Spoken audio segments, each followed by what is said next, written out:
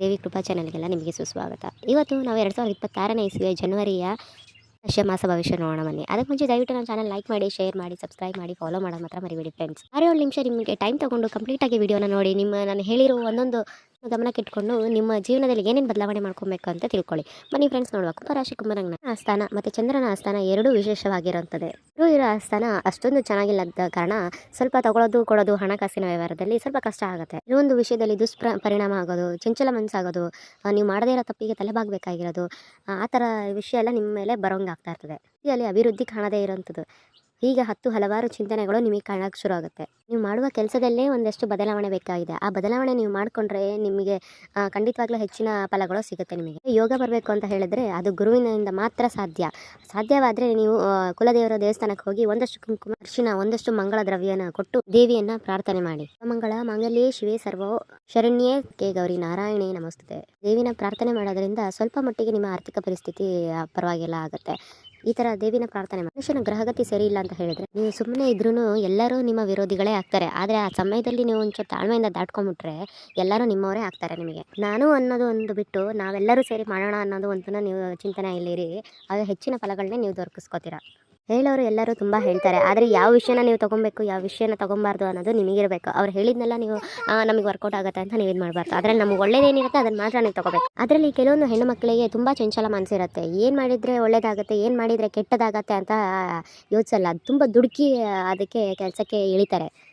ವಿಚಿತ್ರವಾದ ಮಾತು. ಯಾರು ಏನು ಅಂದ್ಕೊಳ್ಳಿ ನಾವು ಅದನ್ನೇ ಅವ್ರ ಮಾತನ್ನು ಕೇಳಲ್ಲ. ನಮಗೇನು ಇಷ್ಟ ಇದೆ ಅದನ್ನೇ ನಾವು ಮಾಡ್ತೀವಿ ಅನ್ನೋ ಆ ಅಹಂಕಾರ, ಆ ದುಡುಕಿ ಮಾತಾಡೋವಂಥದ್ದು, ಇದೆಲ್ಲ ಈ ಮಂಡ ಬುದ್ಧಿಯಿಂದ ಮನಸ್ಸು ಹುಚ್ಚಿದ್ದು ಕುಣಿಯುತ್ತೆ. ಉದ್ಯೋಗಕ್ಕಾಗಲಿ, ಮನೆಯಿಂದ ಎಲ್ಲಾರು ಹೊರಡ್ಬೇಕಾದ್ರೆ ಕೆಲಸಕ್ಕೆ, ಇಲ್ಲ ಮತ್ತೊಂದು ಕೆಲಸಕ್ಕೆ ಹೋಗ್ಬೇಕಾದ್ರೆ ಯಾರೋ ಇಲ್ಲ ಏನೋ ಫಂಕ್ಷನಿಗೆ ಕರೆದಿರ್ತಾರೆ. ಹೊರಡುವ ಸಮಯ ಹೇಗಿದೆ, ನಾನು ಹೆಂಗೆ ಹೊರಡಬೇಕು, ನಾವು ಬೇರೆಯವ್ರಿಗೆ ಹೊಂದಂಗೆ ನಾವು ಹೆಂಗೆ ನಮ್ಮನ್ನ ನಾವು ತಯಾರು ಮಾಡ್ಕೊಬೇಕು ಅನ್ನೋದು ಏನೂ ನೀವು ಚಿಂತೆ ಮಾಡಲ್ಲ. ಅದರಿಂದ ಇಲ್ಲಿ ನೀವು ತಾಳ್ಮೆಯಿಂದ ಇದ್ದರೆ ಎಲ್ಲ ಸರಿಯಾಗುತ್ತೆ. ಇದಕ್ಕೆ ಪರಿಹಾರ ಒಂದು ಚುಟಿಕೆ ಉಪ್ಪು, ಚುಟಿಕೆಯಷ್ಟು ಉದ್ದಿನಬೇಳೆ. ಉಪ್ಪು ಮತ್ತು ಉದ್ದಿನಬೇಳೆನ ತಗೊಂಡು ಸಾಧ್ಯವಾದರೆ ದಕ್ಷಿಣ ಮುಖಕ್ಕಾಗಿ ನಿಂತು ಅದರಿಂದ ದೃಷ್ಟಿ ತೆಗೆದು ಹಸಿರು ಗಿಡದ ಮೇಲೆ ಹಾಕಿ. ಇದರಿಂದ ನಿಮ್ಮ ಒಂದು ಕೆಟ್ಟ ದೃಷ್ಟಿಗಳು, ನಿಮ್ಮ ಮನಸ್ಸು ಚಂಚಲತೆ, ಈ ಥರದ್ದೆಲ್ಲ ಒಂದು ಸ್ವಲ್ಪ ದೂರ ಆಗುತ್ತೆ. ಮುಂಬರುವ ಕಪ್ಪಿನ ಕ್ಷಣಗಳು, ನೋವಿನ ಕ್ಷಣಗಳು ಅಥವಾ ದೃಷ್ಟಿ ದೋಷಗಳಿಂದ ನೀವೊಂದಷ್ಟು ಪರಿಹಾರ ಆಗ್ತೀರಿ. ಹೀಗೆ ಶಾಂತಿಯನ್ನು ತಂದುಕೊಳ್ತೀರಿ. ಅದರಲ್ಲಿ ಪುರುಷರು ಯಾವುದೇ ಕಾಯಕ ಮಾಡಬೇಕಾದ್ರೂ ಅದರಲ್ಲಿ ಅನುಭವಿಸಿದ್ರು ನಿಮ್ಮ ಅಕ್ಕಪಕ್ಕ ಇರಬೇಕಾದ್ರೆ ಯಾರು ನಿಮಗೋಸ್ಕರ ಉಳಿತನ್ನೇ ಬಯಸ್ತಾರೆ, ಇವ್ರು ಒಳ್ಳೇದಾಗಲಿ ಅಂತ ಹೇಳಿ ನಿಮಗೆ ಗೊತ್ತಿರುತ್ತಲ್ಲ ನಿಮ್ಮ ಅಕ್ಕಪಕ್ಕ ಕೆಲಸದಲ್ಲಿ ಮಾಡೋರು, ಅವ್ರ ಹತ್ರ ನೀವೇನೇ ಮಾಡೋಕ್ಕೆ ಮುಂಚೆ ಅವ್ರ ಹತ್ರ ಒಂದ್ಸರಿ ಮಾತಾಡಿ, ಈ ಥರ ಮಾಡ್ಬೋದಾ ಬೇಡವಾ ಅಂತ ಹೇಳಿ. ಹೆಚ್ಚಿನ ತೀರ್ಮಾನ ತಂದುಕೊಳ್ಬೇಡಿ. ಹಣಕಾಸಿನ ವಿಚಾರ, ವ್ಯಾಪಾರ, ಹೊಸತಾಗಿ ಏನಾದ್ರು ಶುರು ಮಾಡಬೇಕಾದ್ರೆ, ಏನಾದ್ರು ಖರೀದಿ ಮಾಡುವಂಥದ್ದು, ತೃಪ್ತಿಕರವಾಗಿ ಇರಬೇಕಾದ ಜೀವನದಲ್ಲಿ ನೀವೇ ಅರಿವಿಲ್ಲದೆ ಏನಾರು ಎಡವಟ್ಟು ಮಾಡ್ಕೊಳ್ಬೇಡಿ. ಕೆಲವೊಮ್ಮೆ ಹಾಗೆ ನಮ್ಮ ಅದೃಷ್ಟ ಚೆನ್ನಾಗಿರುತ್ತೆ, ನಮ್ಮ ಅದೃಷ್ಟದ ಮನೆ ಬಾಗಿಲು ತೆಗೆದ್ಬಿಟ್ಟು ದುರಾದೃಷ್ಟದ ಮನೆ ಬಾಗಿಲು ತೆಗೆಯಕ್ಕೆ ಹೋಗ್ತೀವಿ. ಅನುಭವಗಳು ಚೆನ್ನಾಗಿದೆ, ಗ್ರಹಗತಿಗಳು ಚೆನ್ನಾಗಿದೆ, ಆದರೆ ಈ ಸೋಂಬೇರಿತನ ಇರುತ್ತಲ್ಲ, ನಾನು ನನ್ನದು ಅನ್ನೋ ಅಹಂಕಾರ ನಿಮಗೆ ದಾರಿ ತಪ್ಪಿಸುತ್ತೆ. ಭಗವಂತ ಕೊಟ್ಟಿರೋದನ್ನ ನಾವು ಹಂಚಿ ತಿನ್ನಬೇಕು. ಅದನ್ನು ಬಿಟ್ಬಿಟ್ಟು ನಾವೇನೋ ಮಾಡ್ತೀವಿ ಅಂತ ಹೋದರೆ ಅದನ್ನು ಎಡವಟ್ಟು ಮಾಡ್ಕೊತೀರಿ. ಸಾಧ್ಯವಾದರೆ ಒಂದು ಬಿಳಿ ಬಣ್ಣದ ಬಟ್ಟೆ, ಅದು ಏನಾದರೂ ಆಗಿರ್ಬೋದು, ಟವಲ್, ಬ್ಲೌಸ್ ಪೀಸ ಏನಾದರೂ ಆಗಿರ್ಬೋದು, ಆ ಬಿಳಿ ಬಣ್ಣದ ಬಟ್ಟೆಯಲ್ಲಿ ಒಂಚೂರು ಅಕ್ಕಿ ಮತ್ತು ಒಂಚೂರು ಬೆಲ್ಲ ಮತ್ತು ಅಕ್ಕಿನ ಗಂಟು ಕಟ್ಬಿಟ್ಟು ನೀವು ಮನೆ ದೇವ್ರನ್ನ ಪ್ರಾರ್ಥನೆ ಮಾಡಿಬಿಟ್ಟು ನಿಮ್ಮ ಪಕ್ಕದಲ್ಲಿ ಅದರ ಹತ್ತಿರದಲ್ಲಿ ದೇವಸ್ಥಾನ ಇದ್ದರೆ ಅಲ್ಲಿ ಅದನ್ನು ಕೊಟ್ಬಿಡಿ. ಶುಕ್ರನ ಅನುಗ್ರಹದಿಂದ ಅಸಮಾಧಾನ ದೂರ ಮಾಡಿಕೊಂಡು ಒಳ್ಳೆತನನ ನಾವು ಸಿದ್ಧಿ ಮಾಡ್ಕೊಳ್ಬೋದು. ನಾವು ತಗೊಳ್ಳೋ ಒಂದೊಂದು ಹೊಸ ಕೆಲಸದಲ್ಲಿ ನಾವು ಸುಂದರವಾಗಿ ಅದನ್ನು ಕೆಲಸ ಮಾಡಬೇಕು. ಹೊಸ ತೀರ್ಮಾನಗಳು ತುಂಬ ಚೆನ್ನಾಗಿರಬೇಕು. ಒಂದೊಂದು ಸರಿ ನಮ್ಮ ವಿಭಿನ್ನ ಮನಸ್ಥಿತಿಗಳು ನಮ್ಮನ್ನು ದಾರಿ ತಪ್ಪಿಸಂಗೆ ಮಾಡುತ್ತೆ. ಒಂದೊಂದು ಸರಿ ನಮಗೆ ಆಗೋದಿಲ್ಲ ಅಂತ ಹೇಳಿದ್ರೂ ನಾವು ಬಲವಂತದಿಂದ ಆ ಕೆಲಸ ಮಾಡಬೇಕಾಗುತ್ತೆ. ಮನಸ್ಸು ಒಪ್ಪಿಲ್ಲ ಅಂತ ಹೇಳಿದ್ರೂ ಒಂದೊಂದು ಸರಿ ಬಲವಂತದಿಂದ ನಾವು ಆ ಕೆಲಸ ಮಾಡಬೇಕಾಗುತ್ತೆ. ಸರಿ, ನಮ್ಮ ಮಾಡೋ ಕೆಲಸದಲ್ಲಿ ಯಾರು ಸಹಾಯ ಬೇಕಾಗುತ್ತೆ, ಆದರೆ ನೀವು ಸಹಾಯ ಕೇಳೋಕ್ಕೆ ಒಂಥರ ನಿಮಗೆ ನಾವು ಧೈರ್ಯವಾಗಿ ಮುಂದಿಡಿಬೋದಾ ಅಂದ್ಕೊಂತೀವಿ, ಆದರೆ ಸಾಧ್ಯ ಇಲ್ಲ. ಅಲ್ಲೇ ಎಡವಟ್ಟಾಗುತ್ತೆ, ಗೊಂದಲಗಳಲ್ಲಿರ್ತೀರ. ನಿಮ್ಮ ಕೆಲಸಗಳು ಏನೇ ಆಗಬೇಕಂದ್ರೂ ಸರಿ ತಪ್ಪನ್ನು ಯೋಚಿಸಿ. ಸಾಧ್ಯವಾದಷ್ಟು ಉಳಿತನ್ನೇ ಯೋಚನೆ ಮಾಡಿ. ಸಾಧ್ಯವಾದರೆ ತುಂಬ ಕಡು ಬಡವರಿಗೆ ಅನ್ನದಾನ ಮಾಡಿ. ಅದರಿಂದ ನಿಮಗೆ ಒಳ್ಳೆ ಶ್ರೇಯಸ್ಸು ಸಿಗುತ್ತೆ. ಕಡು ಬಡವರ ಮಕ್ಕಳಿಗೆ ಒಂದು ಇಷ್ಟು ಓದೋಕ್ಕೆ ಸಹಾಯ ಮಾಡಿ. ಅವರಿಗೆ ಒಂದು ಬುಕ್ಸ್ ತೆಗೆದುಕೊಡೋದು, ಪೆನ್ ತೆಗೆದುಕೊಡೋದು, ಪೆನ್ಸಿಲ್ ತೆಗೆದುಕೊಡೋದು, ಈ ಥರ ಒಂದು ಸಣ್ಣ ಪುಟ್ಟ ವಿಷಯದಲ್ಲಾದರೂ ಅವ್ರು ಓದೋಕ್ಕೆ ಸಹಾಯ ಮಾಡಿ. ಸಹಾಯ ನೀವು ಮಾಡಿದ್ದು ನಿಮಗೆ 4 ಪಟ್ಟು ಹೆಚ್ಚಾಗಿ ಭಗವಂತ ನಿಮಗೆ ಕೊಡ್ತಾನೆ. ಇಲ್ಲಿರುವ ಗೊಂದಲನ ನೀವು ಖಂಡಿತವಾಗ್ಲೂ ದೂರ ಮಾಡ್ಕೋಬೋದು. ಏನಾದರೂ ಸಾಧನೆ ಮಾಡಬೇಕಾದ್ರೆ ಆ ಸಾಧನೆಯ ಹಾದಿ ಒಂದು ತಾಳ್ಮೆಯಲ್ಲಿರಲಿ. ವೃತ್ತಿಯಲ್ಲಿ ಅಭಿವೃದ್ಧಿ ಕಾಣಬೇಕಂದ್ರೆ ದೇವಿಯ ಆರಾಧನೆ ಮಾಡಬೇಕು. ಮುಖ್ಯವಾಗಿ ಒಂದು ಬೆಲೆ ಬಾಳೋ ವಸ್ತುನ ಯಾರ್ದೋ ಕೈಯಲ್ಲಿ ಕೊಟ್ಟಿರ್ತೀರಾ, ಅದನ್ನು ಆಮೇಲೆ ಕಳ್ಕೊಂಡು ನೋವು ಪಡಬೇಡಿ. ಇಂಥ ಪರಿಸ್ಥಿತಿಯಲ್ಲಿ ಜವಾಬ್ದಾರಿ ಬೇಕಾಗುತ್ತೆ. ಬೆಲೆ ಬಾಳೋ ವಸ್ತುನ ಬೇರೆಯವ್ರ ಮೇಲೆ ಜವಾಬ್ದಾರಿ ಕೊಡಬೇಡಿ. ಯಾವತ್ತೂ ನಿಮ್ಮ ಜವಾಬ್ದಾರಿನ ನೀವೇ ಹೊತ್ಕೊಳ್ಳೋದು ಕಲೀರಿ. ಹಾಗೆ ಏನೇ ಮಾಡಬೇಕಾದ್ರೂ ತಾಳ್ಮೆ ತುಂಬ ಒಳ್ಳೆಯದು. ತಾಳಿದಾನು ಬಾಳಿದಾನು ಅಂತಾರಲ್ಲ ಹಾಗೆ. ವ್ಯವಹಾರದಲ್ಲಿ ಯಾವುದೇ ದಿನಗಳು ಬಂದ್ರೂ ಅದನ್ನು ಸರಿಪಡಿಸ್ಕೊಳ್ಳೋ ಯೋಗ್ಯ ಇದೆ. ಆದರೆ ನಾನು ನನ್ನದು ಅನ್ನೋ ಒಂದು ಅಹಂಕಾರ ಬಿಟ್ಟರೆ ಪ್ರತಿಯೊಂದೂ ನಿಮ್ಮ ದಾರಿಲೇ ಬರುತ್ತೆ. ಹೆಣ್ಣು ಮಕ್ಕಳು ಮಾತ್ರ ಆರೋಗ್ಯ, ವ್ಯವಹಾರ ಎಲ್ಲ ಕಾರ್ಯಗಳಿಂದ ಸ್ವಲ್ಪ ಹುಷಾರಾಗಿರಿ. ಬೆನ್ನೋವು ಸ್ವಲ್ಪ ಜಾಸ್ತಿನೇ ಕಾಣುತ್ತೆ. ಈ ಬೆನ್ನೋವು ಆರೋಗ್ಯ ಸಮಸ್ಯೆ ಆದರೆ ಹುಡುಗಿಯರಿಗೆ ಒಂದಷ್ಟು ತುಟಿಗೆ ಉದ್ದಿನಬೇಳೆ ತಗೊಂಡು ನಿಮ್ಮ ಮನೆಯಲ್ಲಿ ನೈಋತ್ಯ ಕಡೆಗೆ ತಿರುಗಿ ನಿಂತು ಈ ದೃಷ್ಟಿ ತೆಗೆದು ಅದನ್ನು ನೀರಿಗೆ ಹಾಕಿ ನಂತರ ಆಚೆಗೆ ಹಾಕ್ಬಿಡಿ. ಅದನ್ನು ಹಸಿರು ಗಿಡಕ್ಕೆ ಹಾಕಬೇಕು. ಆಮೇಲೆ ಆ ಸಮಯದಲ್ಲಿ 1-2 ಹನಿಯಷ್ಟು ಜೇನುತುಪ್ಪ ತಗೊಳ್ಳಿ. ಪೂರ್ವಮುಖ ಕಡೆ ತಿರುಗಿ ನಿಲ್ಲಿ. ಆಗ ನಿಮ್ಮ ಕುಲದೇವರನ್ನ ಪ್ರಾರ್ಥನೆ ಮಾಡಿಕೊಂಡು ನಿಮ್ಮಲ್ಲಿರೋ ನೋವುಗಳನ್ನ ಹೇಳ್ಕೊಂಡು ಆಮೇಲೆ ದೃಷ್ಟಿ ತೆಗೆದುಬಿಟ್ಟು ಅದರಿಂದ ಕೈ ತೊಳ್ಕೊಳ್ಳಿ. ಪ್ರಯಾಣ ಕಾಲದಲ್ಲಿ ಲಾಭವನ್ನು ಬಳಸ್ಕೋಬೋದು.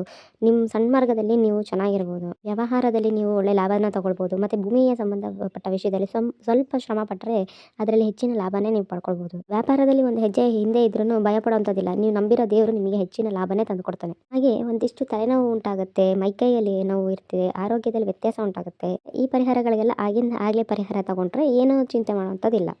ಹಣಕಾಸನ್ನು ಕೊಟ್ಟು ತಗೊಳ್ಳುವಂಥ ಕೆಲಸ ಮಾಡಬೇಕಾದ್ರೆ, ವ್ಯಾಪಾರದ ಬಗ್ಗೆ ಚಿಂತನೆ ಮಾಡಬೇಕಾದ್ರೆ, ಹೊಸದಾಗಿ ಒಂದು ಉದ್ಯೋಗ ಮಾಡೋ ಬಗ್ಗೆ ಚಿಂತನೆ ಮಾಡಬೇಕು. ನಿಮ್ಮ ಸ್ವಂತ ಬುದ್ಧಿಯಲ್ಲಿ 1-4 ಬಾರಿ ಯೋಚನೆ ಮಾಡಬೇಕು, ಏನು ಮಾಡಿದರೆ ಸರಿಯಾಗುತ್ತೆ ಅಂತ ಹೇಳಿ. ನಾನು ಅಂದ್ಕೊಂಡಿದ್ದ ಕೆಲಸ ಎಲ್ಲ ಸ್ಪೀಡಾಗಿ ಆಗ್ಬಿಡುತ್ತೆ. ಪ್ರತಿಯೊಂದು ನನ್ನ ಮನಸ್ಸಿಗೆ ಬಂದಂಗೆ ಪಡಪಡ ಅಂತ ನಾನು ಮುಗಿಸ್ಬಿಟ್ರೆ ಪ್ರತಿಯೊಂದು ಆಗ್ಬಿಡುತ್ತೆ ಅಂತ ಅಂದ್ಕೊತೀರ. ಆದರೆ ಇಲ್ಲ, ನಿಮ್ಮ ಕೆಲಸ ಯಾವತ್ತೂ ಆಮೆ ಥರನೇ ಆಗೋದು. ನೀವೊಬ್ಬರನ್ನ ನಂಬಿರ್ತೀರ, ಅವ್ರು ನಿಮ್ಮನ್ನ ನಂಬಿರ್ತಾರೆ. ಅವರ ಇಬ್ಬರ ಮಧ್ಯೆ ಬಾಂಧವ್ಯ ಗಟ್ಟಿ ಆಗಬೇಕು. ಯಾರೊಂದಿಗೂ ವ್ಯವಹಾರ ಮಾಡಬೇಕಾದ್ರೆ ಆ ವ್ಯಕ್ತಿ ನಮಗೆ ಸರಿ ತೂಗ್ತಾನ, ನಮಗೆ ಸರಿ ಆಗ್ತಾನ, ನಾನು ಹೇಳಿದ ರೀತಿಯಲ್ಲಿ ಅವ್ನು ನಡ್ಕೊತಾನ ಅಂತ ಇದೆಲ್ಲನೂ ನೀವು ಸರಿಯಾಗಿ ಆಲೋಚನೆ ಮಾಡಿ ನೀವು ವ್ಯವಹಾರ ಮಾಡಬೇಕಾಗುತ್ತೆ. ತುಂಬ ಜವಾಬ್ದಾರಿ, ತುಂಬ ಜಾಗೃತವಾಗಿ ನೀವು ತಗೊಳ್ಳೋವಂಥ ನಿರ್ಧಾರ ಅಷ್ಟೇ ಜಾಗೃತವಾಗಿ ಕರೆಕ್ಟಾಗಿರಬೇಕು. ವಿದ್ಯಾರ್ಥಿಗಳು ಓದಬೇಕಾದ್ರೂ ಅಷ್ಟೇ ಅವರು ಒಳ್ಳೆ ಬದುಕನ್ನು ಕಟ್ಕೊಬೇಕು ಅಂತ ಹೇಳಿದ್ರೆ ಎಲ್ಲ ಕಡೆಯಿಂದ ಸರಿಯಾದ ಮಾರ್ಗದರ್ಶನ ಇರಬೇಕು. ಒಳ್ಳೆ ಮಾರ್ಗಸೂಚಿಯಿಂದ ಮಾತ್ರ ನಿಮಗೆ ಹೆಚ್ಚಿನ ಫಲಗಳು ದೊರಕೋದು. ನೀವೇನು ಹೊಸದಾಗಿ ಯಾವುದೋ ಕಡೆ ಕೆಲಸ ಮಾಡೋಕ್ಕೆ ಇಲ್ಲ, ಏನೋ ಒಂದು ಮಾಡೋಕ್ಕೆ ಹೋಗ್ತಾ ಇರ್ತೀರಾ. ಆ ಟೈಮಲ್ಲಿ ನೀವು ಜವಾಬ್ದಾರಿ ಇಲ್ಲದೆ, ಅರಿವಿಲ್ಲದೆ ಏನೋ ಒಂದು ಎಡವಟ್ಟು ಮಾಡ್ಕೊಂಡ್ರೆ ಅಲ್ಲಿ ಏನು ನಮಗೆ ಮುಂದೆ ತೊಂದರೆ ಆಗ್ಬೋದು, ಏನು ಅಡಚಣೆ ಆಗುತ್ತೆ ಅನ್ನೋದು ಮುಂಚೆನೇ ಆಲೋಚನೆ ಮಾಡಿ ನೀವು ಕೈ ಹಾಕಬೇಕಾಗುತ್ತೆ. ಮಾಡದೆ ನಿಮ್ಮ ಜವಾಬ್ದಾರಿ ಇಲ್ಲದೆ ಮಾಡಿದರೆ ನೀವೇ ಎಡವಟ್ಟು ಮಾಡ್ಕೊಳ್ಳೋದು. ಇವಾಗಲೇ ತಾವು ತಿನ್ನುವ ಅಂಥ ವಸ್ತು ಮತ್ತು ನೀವು ತಾವು ಓಡಾಡುವಂಥ ಸ್ಥಳ ಬೇಕಾದ ಒಂದು ರೀತಿ ನೀತಿಗಳು, ಕಷ್ಟ ಕಾರ್ಯಗಳು ಅಂಥ ಕಷ್ಟಗಳನ್ನ ನೀವು ನೋಡಬೇಕಾದ್ರೆ ಅವತ್ತು ನಿಮ್ಮ ಮನಸ್ಸುಗಳು ಚಂಚಲ ಆಗಲಿಲ್ಲ. ಇವತ್ತಿನ ದಿನ ನೀವೇನು ನೋವು ಅನುಭವಿಸ್ತಿಲ್ಲ, ಆದರೆ ಇವತ್ತಿನ ದಿನ ನೀವು ಅನುಭವಿಸ್ತಿದ್ದೀರಿ. ಅಂಥ ಪರಿಸ್ಥಿತಿ ಈ ಮಧ್ಯದಲ್ಲಿ ನಡೆದಿದೆ. ಒಂದು ಹಣ ಬದಲಾಗುವುದು, ಒಂದಷ್ಟು ವ್ಯವಹಾರ ಬದಲಾಗುವಂಥದ್ದು, ಒಂದಿಷ್ಟು ಬೇಡವಾದ ಸಮಸ್ಯೆಗಳಿಗೆ ತಲೆ ಕೊಟ್ಟು ನಿಲ್ಲುವಂಥದ್ದು. ಹೀಗೆ ರಾಹುವಿನಿಂದ ಉಂಟಾಗ್ತಿರುವ ದೋಷ ಕಷ್ಟಗಳು ಬಹಳ ತೊಂದರೆ ಕೊಡ್ತಾ ಇದೆ. ಹಾಗಾಗಿ ರಾಹು ಅಂಥದ್ದು ಒಂದು ಬಾಲ ಇಲ್ಲ ತಲೆ. ಬಾಲ ಮುಟ್ಟಕ್ಕೋದ್ರೆ ತಲೆ ಮುಟ್ಟತ್ತೆ, ತಲೆ ಮುಟ್ಟಕ್ಕೋದ್ರೆ ಬಾಲ ಮುಟ್ಟತ್ತೆ. ಅದಕ್ಕೆ ಆದಷ್ಟು ನಾನು ನನ್ನದು ಅನ್ನೋ ಅಹಂಕಾರ ಬಿಟ್ಟು ಯಾರು ಹಿರಿಯರು ಹೇಳೋಂಥ ಮಾತಿಗೆ ಸ್ವಲ್ಪ ಆಲಿಸಿ ತಲೆ ಒಗ್ಸಿ ನಡೀರಿ. ಹತ್ತಿರದಲ್ಲಿ ಎಲ್ಲಾರು ದುರ್ಗಾ ದೇವಸ್ಥಾನಕ್ಕೆ ಹೋಗಿ ಜೈ ದುರ್ಗೆ ಜೈ ದುರ್ಗೆ ಜೈ ದುರ್ಗೆ ಅಂತ ಪ್ರಾರ್ಥನೆ ಮಾಡಿ, ದುರ್ಗಾದೇವಿಗೆ ದೀಪಾರಾಧನೆ ಮಾಡಿ, ಇಲ್ಲ ದುರ್ಗಾ ಸಪ್ತಸತಿ ಮಾಡಿ, ದೇವಿ ಖಡ್ಗಮಾಲ ಈ ಥರದ 1-2 ಪರಿಹಾರ ಮಾಡಿದರೆ ನಿಮಗೆ ಸ್ವಲ್ಪ ಮಟ್ಟಿಗೆ ಶಾಂತಿ ಸಿಗ್ಬೋದು. ಒಂದಷ್ಟು ತೀರ್ಮಾನಗಳನ್ನು, ಒಂದಷ್ಟು ಪಾಠಗಳನ್ನು, ಸರಿಯಾದ ಮಾರ್ಗದರ್ಶನ ತೋರಿಸಿದ್ರೆ ಅದರಂತೆ ನಡಿಬೇಕಾಗಿರೋದು ನಮ್ಮ ಧರ್ಮ. ಸಾಧ್ಯವಾದರೆ ಒಂದು ಕೆಂಪು ವಸ್ತ್ರ, ಅದರಲ್ಲಿ ಒಂದಿಷ್ಟು ತೊಗರಿಬೇಳೆ, ಜೊತೆಗೆ ಒಂದಿಷ್ಟು ಕೆಂಪು ಹೂವು ಎಲ್ಲವನ್ನ ಮನೇಲಿ ಇಟ್ಟೆ ಪ್ರಾರ್ಥನೆ ಮಾಡಿ. ಕಾರಣ ನಿಮ್ಮ ದೇಹದಲ್ಲಿ ಉಂಟಾಗ್ತಿರೋ ಆರೋಗ್ಯ ಸಮಸ್ಯೆ, ರಕ್ತ ಕೆಡುವಂಥದ್ದು, ನರನಾಡಿಗಳಲ್ಲಿ ವ್ಯತ್ಯಾಸ ಆಗುವಂಥದ್ದು, ಸುಣ್ಣ ಗುಳ್ಳೆ ಆಗೋದು, ಅಲರ್ಜಿ ಆಗುವಂಥದ್ದು, ತುರಿಕೆ ಆಗುವಂಥದ್ದು ಇದೆಲ್ಲವೂ ಕಾಣಿಸಿಕೊಳ್ತದೆ. ಹಾಗಾಗಿ ಆರೋಗ್ಯಕ್ಕೆ ಆಹಾರ ಪದ್ಧತಿ ಇವೆಲ್ಲನೂ ಸುಧಾರಣೆ ಮಾಡಿಕೊಂಡ್ರೆ ನೀವು ಸ್ವಲ್ಪ ಮಟ್ಟಿಗೆ ಸುಧಾರಿಸ್ಕೊಳ್ಬೋದು. ಇದನ್ನೆಲ್ಲ ತಿಳ್ಕೊಂಡು ನೀವು ಒಂದೊಂದು ಪರಿಹಾರನ ನೀವು ಅನುಸರಿಸ್ಕೊತೀರಾ ಅನ್ಕೋತೀನಿ. ಒಳ್ಳೆಯದಾಗಲಿ.